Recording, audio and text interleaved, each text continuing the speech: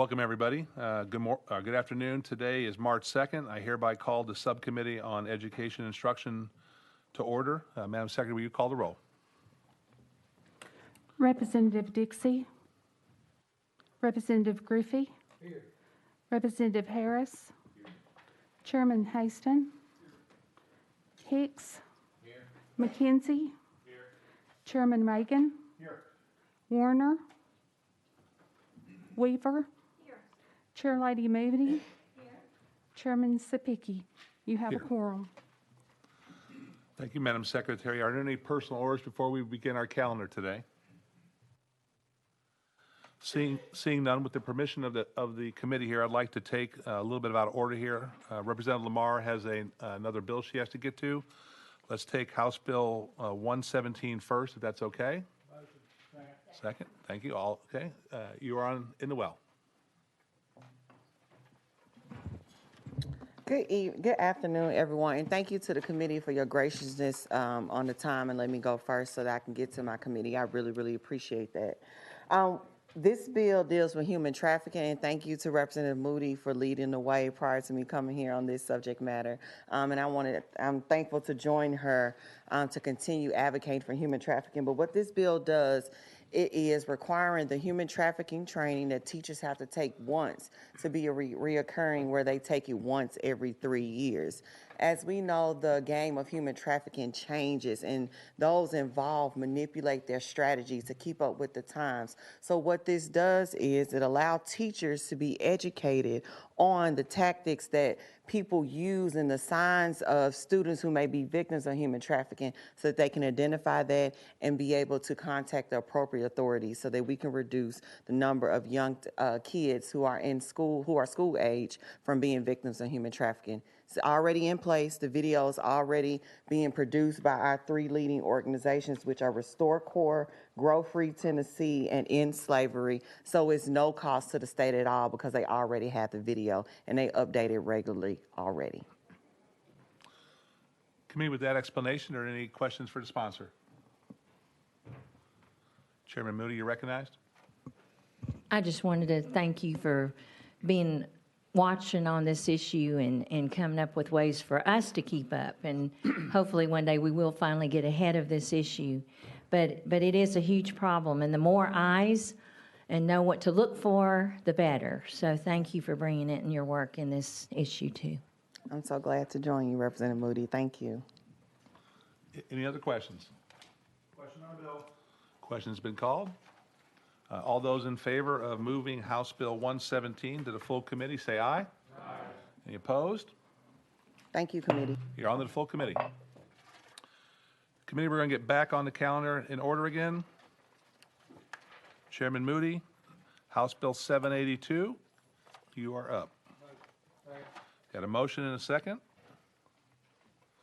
Chairman Moody, you have an amendment on the bill? Yes. What code do you have? 4031. That is what I have. I have a motion and a second. Give us a brief explanation on the bill, please, on the amendment. Hang on a minute. No problem. I have many pages here. Does it make the bill? Wait a minute.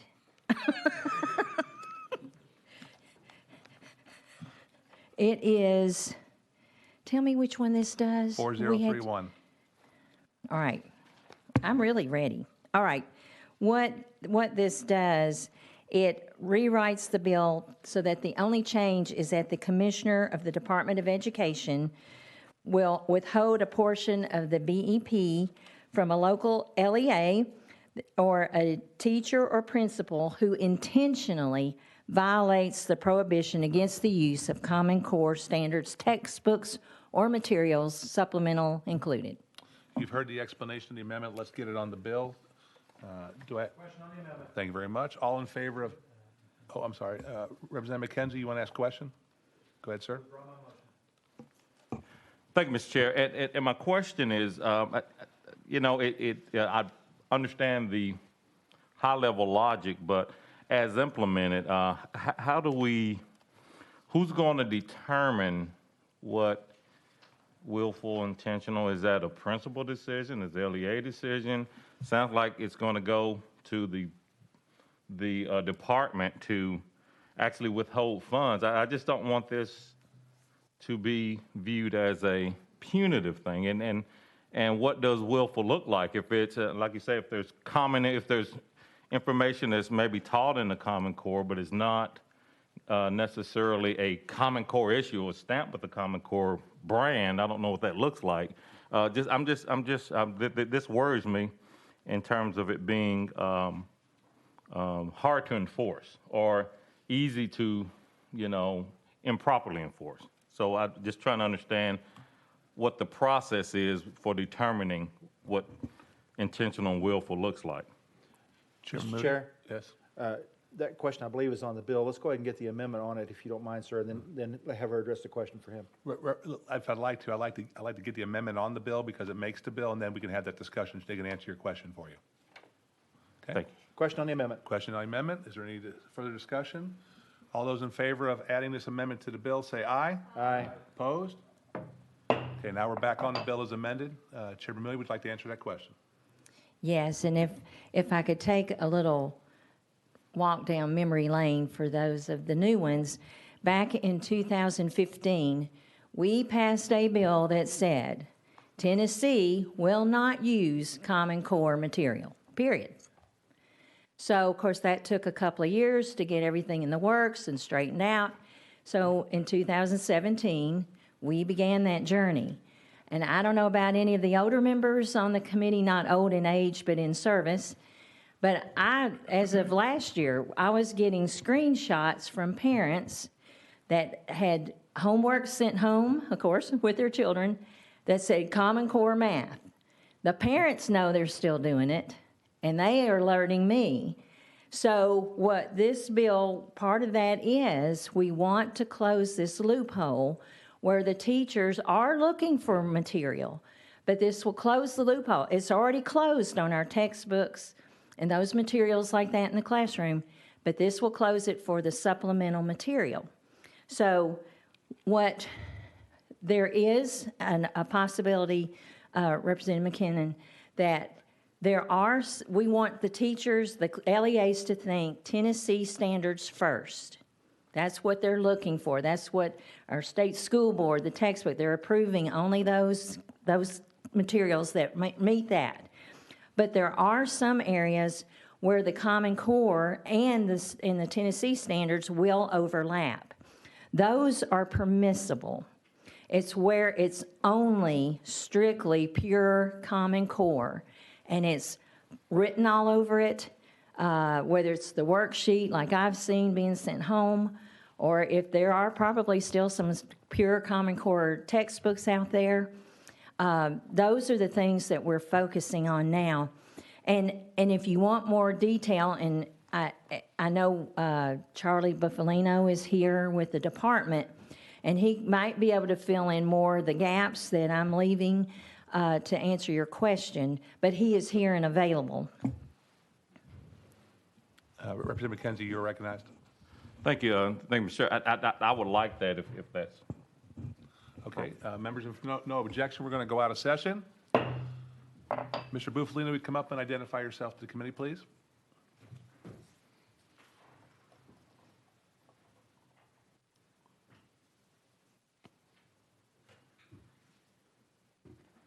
Charlie Buffalino with the Tennessee Department of Education. Before I address your question, Representative McKenzie, would just like to say briefly a thank you to Chair Lady Moody for carrying this bill and for Leader Lamberth as well. And from the administration's perspective, we really do see this as closing a loophole that sort of is in line with the original spirit of the law that was passed in 2015. This is a priority for Governor Lee. I think he's gone on record several times talking about finishing sort of closing that loophole that exists. But to your question, Representative McKenzie, I believe, and please correct me if I'm wrong, it was specifically to how is that enforcement, particular to any withheld funds, would sort of be determined or carried out. Is that correct? Right. As the representative said, that you're looking for things that are kind of issued by Common Core that has their brand on it. but as I read the words, I don't necessarily see that there. So what's the enforcement process if it's, something that's, because I guess the words are, it says that are aligned with Common Core standards. That just sounds very, very subjective. Yeah. Thank you for the question. I think I'd echo first and foremost with what Chair Lady Moody said.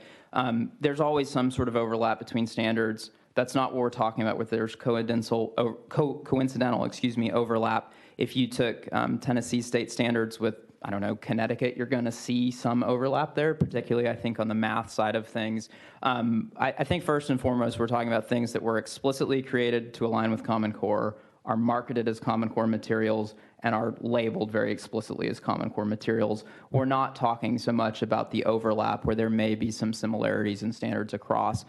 In terms of the enforcement mechanism, whenever there is any provision or possibility of withholding BEP funds, that's something we take very seriously and don't do lightly, because ultimately that impacts funding for children in schools.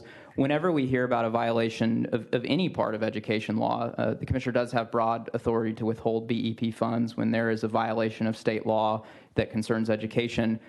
The first step we're always going to take is to notify the school district, to talk it through with the director of schools, to let them sort of look into the issue. Ultimately, if there's a disagreement, it's up to us, I think, to interpret whether there is a intentional and purposeful violation of that law, and only at that point would there be a consideration of levying any sort of withholding of funds. And that, to clarify, any withholding would be to the district's BEP funds. We are not talking about a fine for an individual teacher or principal. Representative McKenzie? Thank you. So, and I guess that kind of gets to the crux of my concern. So, as the chair lady said, we may get screenshots emailed directly to us, and what we're going to do is go directly to you, sure.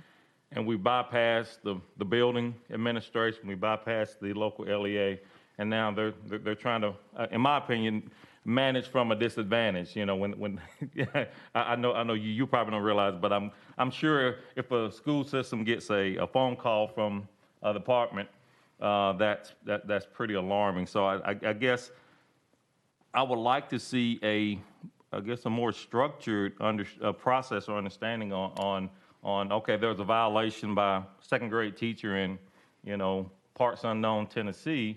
I would like to see how that kind of maybe trickles up, and it sounds like now it could potentially go to the top and then trickle down. So that's again, it puts everyone at a disadvantage. So thank you. Mr. Buffalino, you want to respond? The only thing I would say to that is, I do think the enforcement is going to happen at the local level. The way that our state is set up in terms of local control, that is always the first step in any sort of enforcement. I think putting something like this into the code book would make it very clear what the intent of the General Assembly is in terms of enforcement here. It gives some clarity, some transparency, some predictability for all involved. And I do think 9 times out of 10, in my experience, that is going to get dealt with at the local level and won't rise to the state. Are there any more questions for our witness? Thank you, Mr. Buffalino. Thank you, Chairman. Members, we are back in session on House Bill 782 as amended. Chairman Moody, you are recognized. Thank you, and thank you, Charlie, for that explanation. And again, I guess in my simple looking at it, it's clarifying that we still are operating under that bill, that we are not doing Common Core in Tennessee. We are upholding the law that this legislature back in 2015 passed. And so as things have progressed and we have seen where there is a need for the teachers to find that materials, this is that loophole that has been, the supplemental loophole is what we're closing. And I think, our locals do want direction. They want to follow the law. They want to be clear. So this is what we're doing here today. And with the questions that have been asked, I think that's, again, we've made it clear. We don't want to punish anyone. We want, hopefully, it to be, honestly, a mistake, misunderstanding. But in the case that it is an intentional, willful disobedience, that's where we need some oomph to it, some kind of punishment. and to show that we are serious about this in Tennessee. So the locals would see it, hopefully enforce it. If it continues, then of course it will move on up the chain. So with that explanation, I just, if there's any other questions, or we can vote on the bill. Thank you, Chairman Moody. Chairman Haston, you had a comment? Thank you, Mr. Chairman. I would like to propose a possible oral amendment that I think would help clean up some of this and maybe focus it in a little bit more on the intent of this legislation. I don't think it affects the intent, but I think it does help get it in a posture that people will be a little bit more comfortable with it. I don't know what the protos, I'll just read it in. Well, hold on one second. So members, we're having a verbal amendment here, but it will be substantive. So it will require a 2/3 vote to hear this amendment. I've thank second. We have a first and second to hear the amendment. Just to clarify, Mr. McKenzie, I'm sorry, Representative McKenzie, this might give some clarification to your question originally, okay? So it takes 2/3 vote. We'll do a voice vote here. All in favor of hearing this amendment to add to the bill, say aye. Aye. Any opposed? Okay. Okay. Chairman Haston, you're recognized on your verbal amendment. All right, I'll read the, make sure I've got this, 1, 2, 3, 4, 5, 6, 7, 8. It's 9, try to get it under 10 words there for you. Keep it simple. There is a limit. Yeah, try to keep it in single digits. So at the end of section 3, or in section 3, part B, at the end, where I'll pick it up, I'll just read the entire, starting there at 1. A teacher or principal in any of the public schools of this state shall not use or permit to be used in the person's school, whether as a supplement to the LEA's or school's adopted textbooks and instructional materials or otherwise, textbooks or instructional materials created to align with the Common Core state standards. Starting there, adding this, and not created to align with Tennessee state standards. That would be the 9 words, and not created to align with Tennessee state standards, added to the end of section 3B.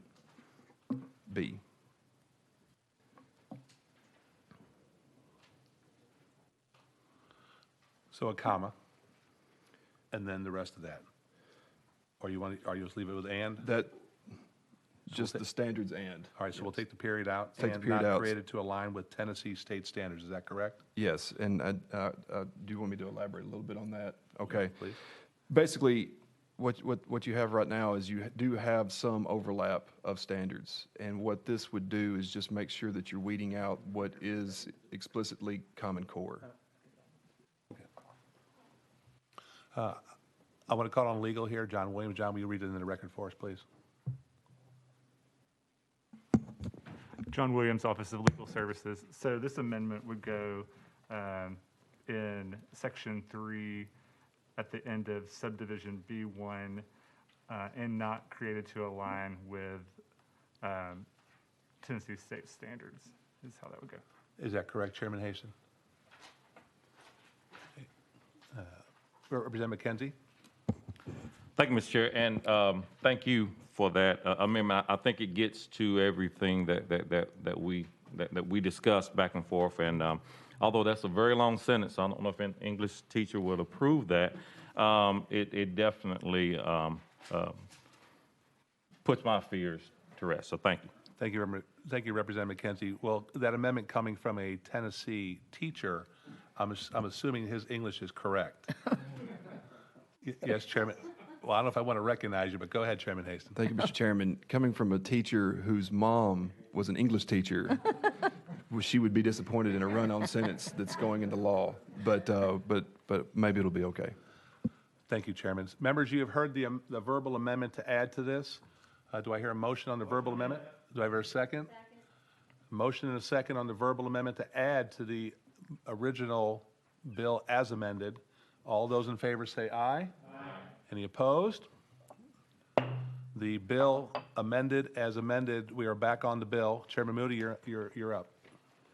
I appreciate you all working on that and expressing it. It just helps make it even better and clearer. And so I appreciate your work on this and taking the time to hear from the department too. And so with that, I thank you and just would ask that you vote yes. Just for clarification, Mr. Buffalino, you, Department of Education, thumbs up on this. Thank you very much. Committee, you have heard the bill. Are there any more questions for our sponsor? Question on the bill. Question's been called. Second? Second. Members, we are voting on House Bill 782 as amended to send to the full committee. All those in favor say aye. Aye. Opposed? Chairman Moody, you're on to the full committee. That's your committee.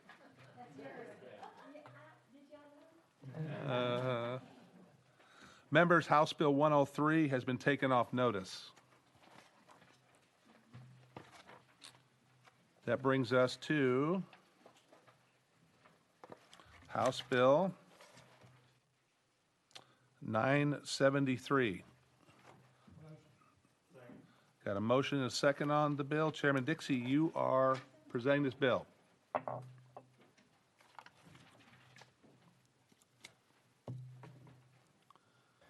Thank you. Maybe I shouldn't have given Chair Lady Moody a hard time from behind my mask before I came up here.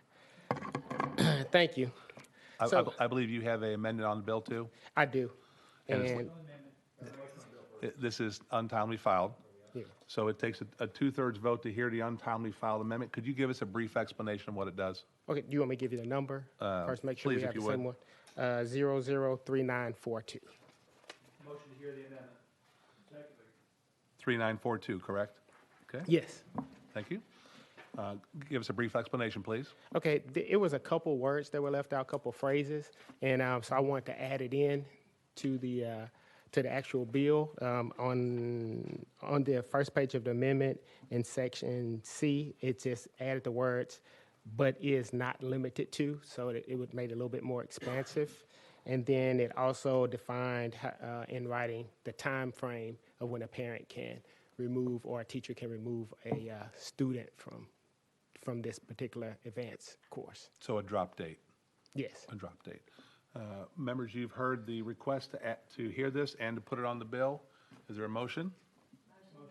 Second? Second. All those in favor say aye. Aye. Opposed? Representative Dixie, it's on the bill. Go ahead and give us an explanation further if you want to. Okay. Well, this bill, I bought it last year and it made it out. It passed on the House floor, but because of COVID, it did not get heard in the Senate. But this was a bill that, and I guess Representative Reagan, Chairman Reagan would appreciate this, because I was just thinking in math terms last year that I thought because I'm a math person, math is the most important in order to build some foundational skills. And after it passed, and I heard from some other organizations, educational organizations and parents and teachers, and said, hey, why don't you include science and English? And I was like, well, might as well. Let's see what can happen here. And so this bill, the intent is to level the playing field on how we get into the advanced courses. Right now it's purely subjective and it's basically off teacher recommendation. This will allow each LEA to come up with their own standards, their own benchmarks for what they would want to do in order to get the kids into these classes. This will allow kids that reach these benchmarks that are set by the LEAs, they would automatically be enrolled into the next advanced course if it's available at that school and if there are available seats. I can go on and on about this bill because I just think it's just a great opportunity to get more kids college ready and get them used to taking college courses and the rigorous routines that it's going to take and the classwork that it's going to help them prepare. And it's going to only help Tennessee as we move forward and bridge, make better citizens and students. I got a question for you. What grade level does this affect? It will start in the 7th grade, but because in the 7th grade, it's 7th through 12. But 7, that's when they start Algebra 1. 8th grade, I think, is when they start Algebra 1. And then that's where we'll go from there. And briefly, can you summarize on the amendment about the drop date, how that Okay. works? So for the parents, they can submit a timely request, but it's 30 days after instruction where the teacher or the student, if they feel like it's too much for them, can go to the teacher and they can consult with each other and say, hey, maybe I need to step down a little bit. This is a little bit too much for me. So 30 days is where we are. Members, you've heard the bill as amended. Chairman Weaver, you have a question? Do you want to vote on the amendment first? No. We already did. Oh, we did, that's right. My bad. I'd like to ask this one. Go ahead.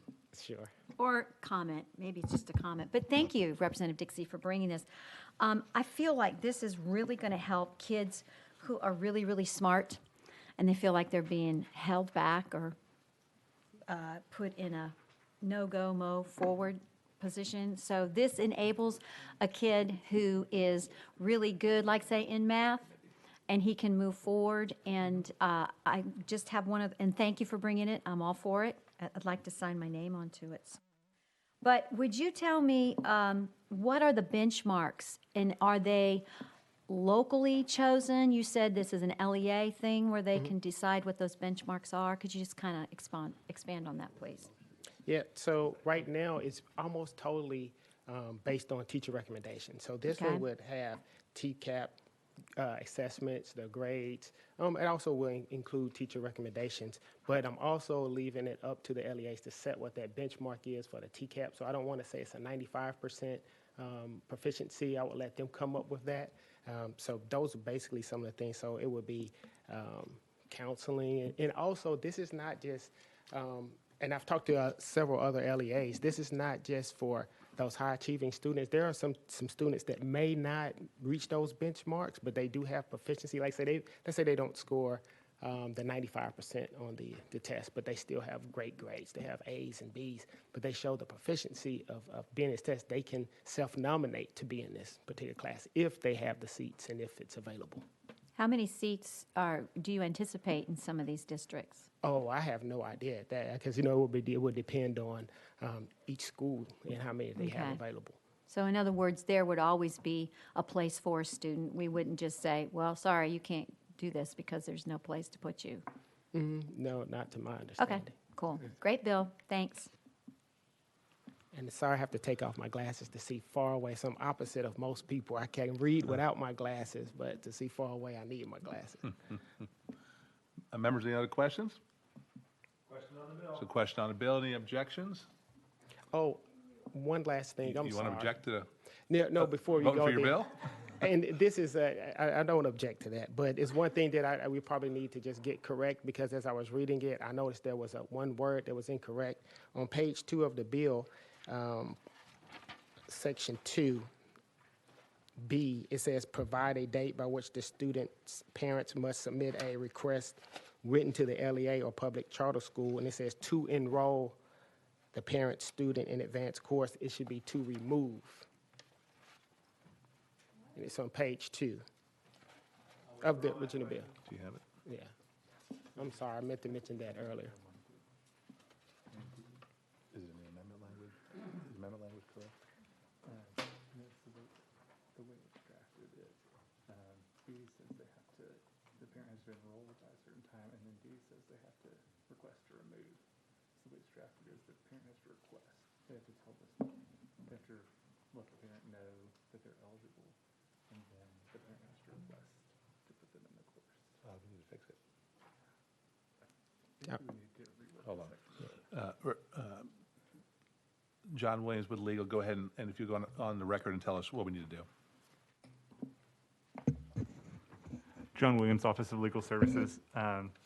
Currently, the way it's drafted in Section 2, subsection E, subdivision E2 states that the LEA or public charter school shall give notice to a parent in writing and provide a date by which the student's parent must submit a written request to the LEA or public charter school to enroll the parent student in the advanced course. C says, inform the student's parent that once enrolled, the student must remain enrolled in the advanced course unless the parent requests in writing that the parent student be removed from the course, and provide a date by which the student's parent must submit a written request to the LEA to remove the course. So the way it's set up currently is that it would notify the parent that the parent student is eligible to be in the class, but the parent would have to request that the student be enrolled. That was my, well, it's not the request that it should be enrolled, because they're automatically enrolled. So I think what the amendment would need to do is strike subdivision E to B completely. Yeah, 2B. E to B, correct. Members, is everybody following along with this so far? Absolutely. So it's in section 2. In section 2, 2, E as in Edward, E2. and then B as in Baker. So it'll instead of being A, B, C, and D, it'll now reflect A, C, and D. Is that correct? Representative Griffey?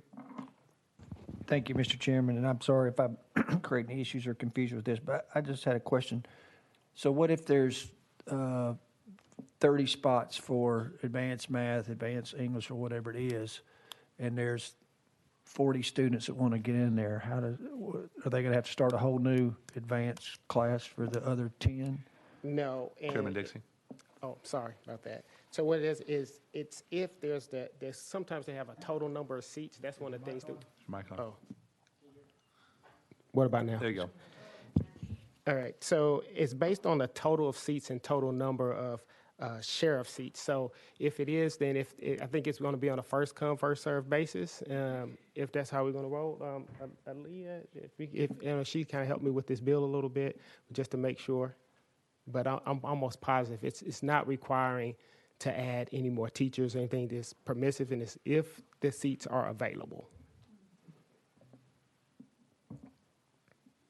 On 2B.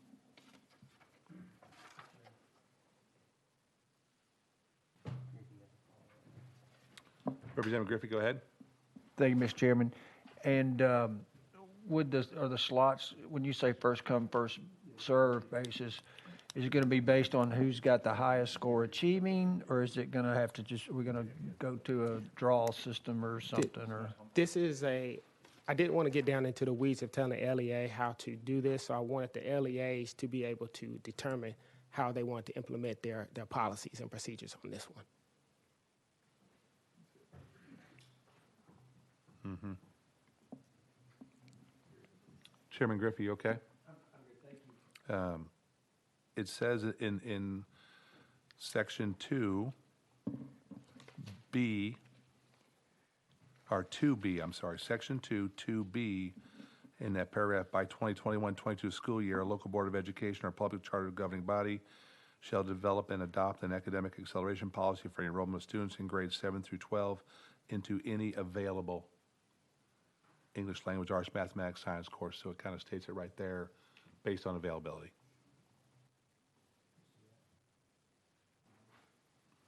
First page. Got it? About midway down. Okay. That's going to be a substantive change or no? All right, so members, you've heard the original request of Chairman Dixie about removing